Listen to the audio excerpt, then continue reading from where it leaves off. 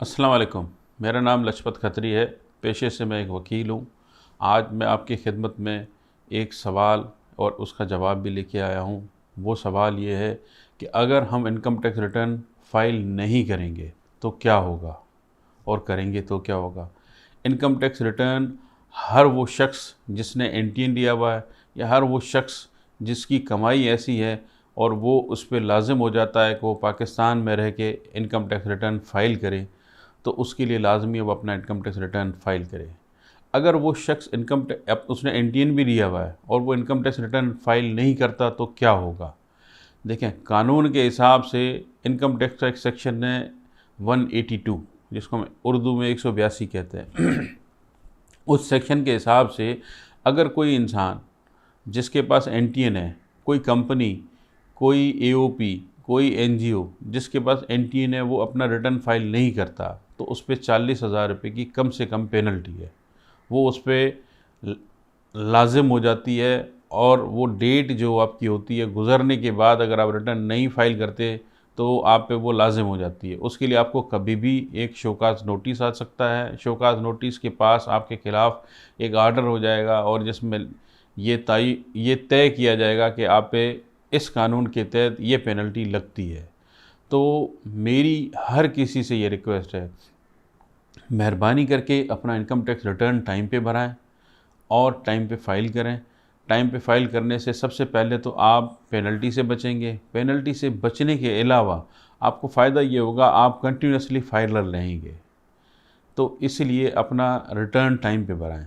अब आ जाओ दूसरी साइड पे इसकी कि रिटर्न कौन कौन भराएगा। देखें, रिटर्न कौन कौन फाइल करेगा। रिटर्न हर वो शख्स जिसकी इनकम 6 लाख रुपए उसको भरना लाजिम है, या जिसके पास 2000 गज़ का फ्लैट है, या 250 गज़ का प्लाट है, या वो कंपनी है, या एनजीओ है, या एओपी है, या कोई ऐसा बिज़नेस है जिसमें से वो इनकम कमाता है और उसको अपना इनकम टैक्स रिटर्न भरना है।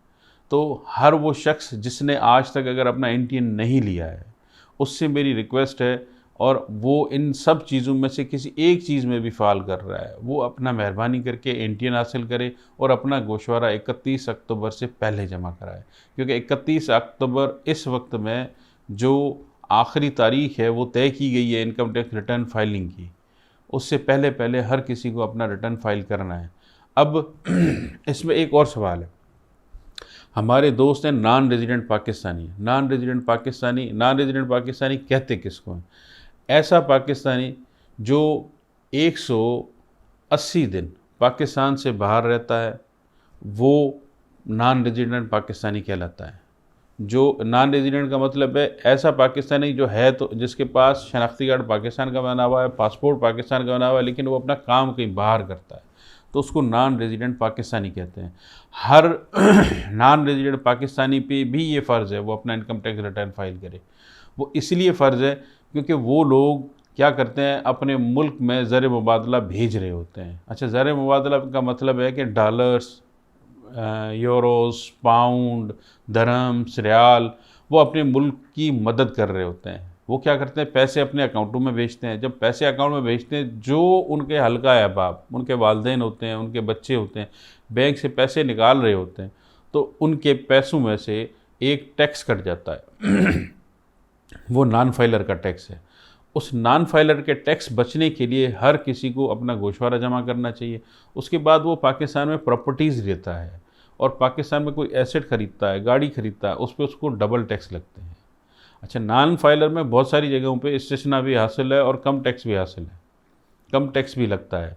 लेकिन जब वो अपना एनटीएन भर के सारे असासे डिक्लेयर करेगा तो कल उसको बहुत सारी चीज़ों पे परेशानी नहीं होगी। जैसे सिंपल बात है, अगर उसका कोई बच्चा है वो पाकिस्तान में पढ़ रहा है और वो सेल्फ फाइनेंस पे पढ़ रहा है, जब सेल्फ फाइनेंस पे पढ़ रहा है, जो एजुकेशन ले रहा है, उस पर टैक्स नॉर्मली फ़ीस पे नहीं है अगर कोई इंसान फाइलर है। अगर उसी जगह पे वो नॉन फाइलर है तो उस पर 5% इनकम टैक्स लग जाता है, तो वो उस 5% इनकम टैक्स से बच जाएगा।